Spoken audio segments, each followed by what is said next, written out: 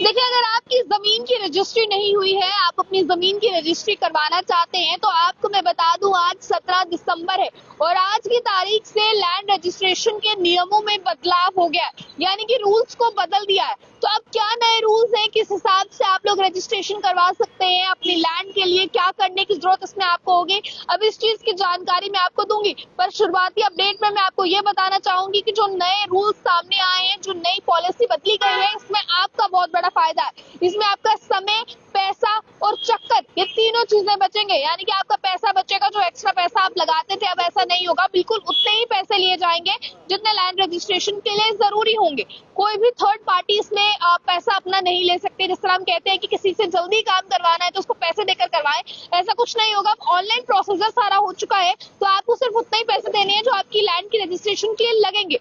इसके अलावा दूसरी चीज गौर फरमाने वाली ये है कि आपका समय इसमें बचेगा। जो सरकारी दफ्तरों के चक्कर आप लोग लगाते थे वो आपको नहीं लगाने पड़ेंगे। और तीसरी खास बात इसमें ये है, जब समय बचेगा तो आप अंदाजा लगाएं कि आपके जो ट्रांसपेरेंसी के साथ काम है वो हो पाएगा, यानी कि कोई भी धोखाधड़ी इसमें जो है वो नहीं होगी। तो आप दरअसल अपडेट की शुरुआत करती हूँ, आपको मैं बताती हूँ कि 17 दिसंबर से आज से नए रूल्स इशू कर दिए गए हैं। चाहे आपने अपनी जमीन बेचनी है, चाहे आपकी जमीन किसी ने खरीदनी है, इसको लेकर रजिस्ट्रेशन के फिलहाल जो है वो नियमों में बदलाव हो चुका है। अब दरअसल मैं आपको बता दूं, बताया गया है कि रजिस्ट्री सिस्टम में जो बदलाव हुआ है, जिसमें कि रजिस्ट्रेशन को लेकर 17 दिसंबर से बदलाव हुआ है और आज की तारीख से अगर आपने जमीन की, घर की या किसी भी इंस्टीट्यूशन की यानी कि इमारत की अगर रजिस्ट्री करवानी है तो अब वो ई रजिस्ट्री होगी। ई रजिस्ट्री यानी कि ऑनलाइन मोड से ये रजिस्ट्री जो है वो आपकी होनी है।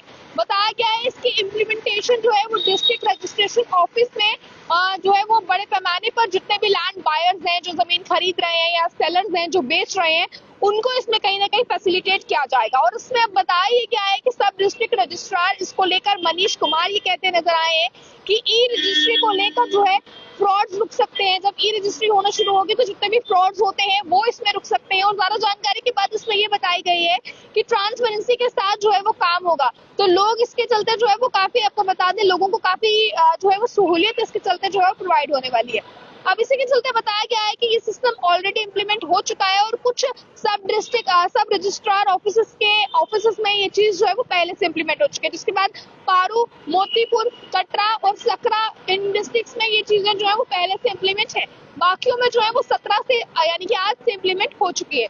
अब इसके चलते मैं आपको बता दूं, बताया गया है application for land verification will have to be given first. उससे पहले आपको एप्लीकेशन देनी होगी लैंड वेरिफिकेशन के लिए और उसके बाद उससे पहले आपको ये काम करना होगा। सेकेंडली इसमें बताया गया है Aadhaar verification of all will prevent fraud, यानी कि आपको मैं बता दूं कि आधार वेरिफिकेशन के बाद ये सभी चीजें हो पाएंगी, बिल्कुल टेक्निकल मोड पर, ई मोड पर होंगी। तो इससे जाहिर सी बात है कि जो फ्रॉड्स होते हैं ये साफ तौर पर बचेंगे। इसके बाद बताया गया है सब डिस्ट्रिक्ट रजिस्ट्रार के ऑफिस की बात करें तो फाइनलाइज द डॉक्यूमेंट्स, यहाँ पर आपके डॉक्यूमेंट्स जो है वो फाइनलाइज होंगे। एंड मेंशन इसमें क्या गया है, time and money will be save, आपका समय और आपका पैसा दोनों ही चीज इसके चलते सेफ हो जाएंगे।